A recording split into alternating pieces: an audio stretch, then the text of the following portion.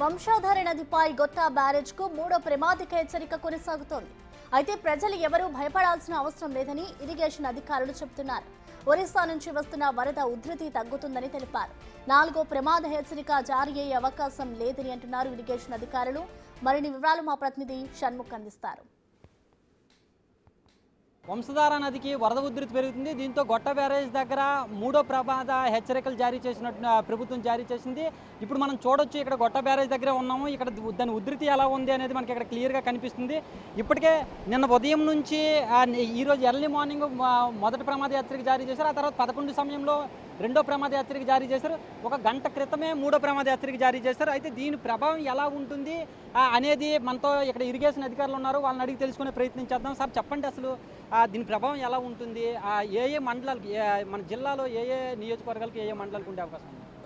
Sir, నిన్నటి నుండి మనకి వంశధార నదీ పరివాహక ప్రాంతమైనటువంటి ఒరిస్సాలో ఎడతెరిపిన వర్షాలు చాలా ఎక్కువగా పడడం వల్ల ఒక్కసారిగా మన వంశధార ప్రాజెక్ట్కి ఫ్లాష్ ఫ్లడ్ చేరుకోవడం జరిగిందండి. అలాగే నిన్న సాయంత్రం 6 గంటలకి 30,000 క్యూసెక్లుగా ఉన్న వరద గంటకు పెరుగుతూ ఈరోజు మధ్యాహ్నం 12 గంటలకి 104,500 క్యూసెక్లకు చేరుకుంది. అలాగే మధ్యాహ్నం 12 గంటల నుంచి 1 గంట 2 గంటల వరకు అదే కంటిన్యూ అవుతుంది. ఇప్పుడు 2 గంటల తర్వాత తగ్గుముఖం పట్టే అవకాశం ఉందండి.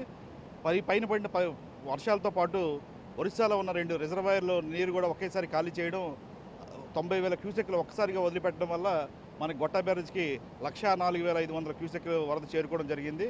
అలాగే మన నదీ పరివాహక ప్రాంతాలైన ఒక 10 మండలాల్లో కూడా ముందుగుండా సహాయక చర్యలు చేపట్టి ముంపు గ్రామాలు ఏవైతే ఉన్నాయో వాటన్నిటిని ముందే గుర్తించి రెవెన్యూ వారు గౌరవ కలెక్టరేట్ గారి ఆదేశాల మేరకు వాళ్ళందరినీ రీహాబిలిటేషన్ సెంటర్లో పెట్టడం జరిగింది.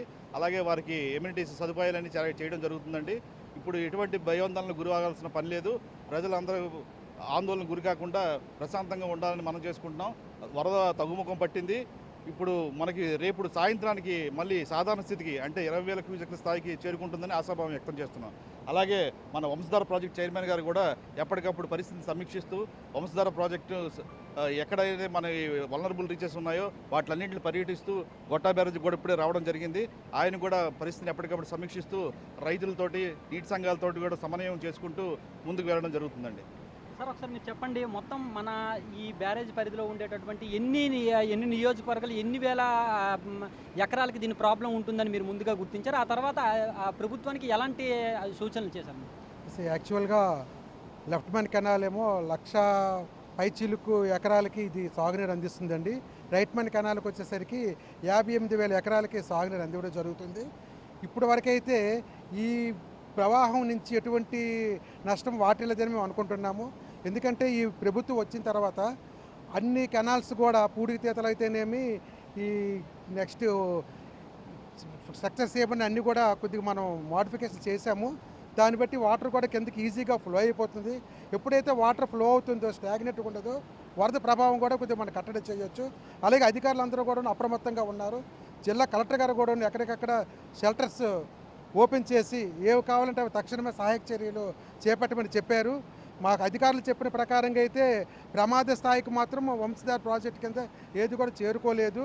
వీళ్ళు చెప్పిన ప్రకారంగా ఈ సాయంత్రానికి కానీ రేపు మార్నింగ్ కానీ ఈ ప్రవాహం అనేది కొద్దిగా తగ్గుముఖం పెట్టి యథాస్థితికి వస్తుందని ఆశాభావాన్ని వ్యక్తం చేస్తున్నాము. సార్, ఇప్పుడు మనం చూసుకున్నట్టయితే మనకి ఇక్కడ పడిన వర్షాల కంటే ఒరిస్సాలో పడినటువంటి వర్షాలు, ఆ వరదల వల్లనే మనకి ఈ ఫ్లో ఎక్కువ వచ్చింది. కాబట్టి ఇప్పుడు అక్కడ అధికారులతో మీరు ఏమైనా సంప్రదింపులు జరిపారా? వాళ్ళు ఏం చెప్తున్నారు? ఇంకా ఎక్కువ వరద ఏమైనా సరే వచ్చే అవకాశం ఉంది? ఒరిస్సాలో ఉండే అధికారులు ఎప్పటికప్పుడు ప్రతి అవర్లీ బేసిస్గా రెయిన్ఫాల్ డేటా ఇవ్వడం కానీ, అలాగే వాళ్ళ రిజర్వాయర్లు ఏ పొజిషన్లో ఉన్నాయని, ఎంత డిశ్చార్జ్ చేస్తున్నామని గంటకు మాతో షేర్ చేయడం జరుగుతుందండి. దానికి తగ్గట్టుగా మేము ఎంత వరద వస్తుందని అంచనా వేసి దానికి తగ్గట్టుగానే మేము సముద్రకు వదలడం కూడా జరుగుతుంది. అలాగే నిన్న సాయంత్రం 6 గంటల నుంచి 30,000 క్యూసెక్లు రావడం జరిగింది. అప్పటి నుంచి గంటకు పెరుగుతూ ఉంది. దానికి తగ్గట్టుగానే మేము ఫ్రీ ఫ్లో కండిషన్, గొట్ట బ్యారేజ్ దగ్గర ఫ్రీ ఫ్లో కండిషన్ పెట్టి వచ్చిన వరదను వచ్చినట్టుగా సముద్రంలోకి వదిలివేయడం జరుగుతుందండి. మేడం, చెప్పండి, మీరు కూడా ఇప్పుడు 4వ ప్రమాద హెచ్చరిక ఏమైనా సరే జారీ అయ్యేటటువంటి అవకాశం ఏముందా? ప్రజలు ధైర్యంగా ఉండొచ్చు, మీరేం చెప్తారు?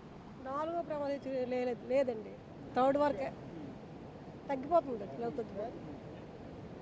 అది చూస్తున్నారు కదా, ఇప్పుడు ఏదైతే ఉందో ఇప్పుడు 3వ ప్రమాద హెచ్చరిక జారీ అయినప్పటికీ కూడా ఎలాంటి ప్రమాదం లేదు, ఎక్కడితో ఆగిపోతుంది. ఇప్పటికే వరద తగ్గుముఖం పట్టిందని కూడా ఇక్కడ అధికారులు చెప్తున్నారు. ప్రజలందరూ ధైర్యంగా ఉండొచ్చు అని చెప్పేసి కూడా చెప్తున్నారు. మామూలుగా అయితే నాలుగో ప్రమాద హెచ్చరిక జారీ అవుతుంది అని చెప్పి ప్రజలందరూ భయపడ్డారు. కానీ అలాంటి భయం ఏమీ లేదు.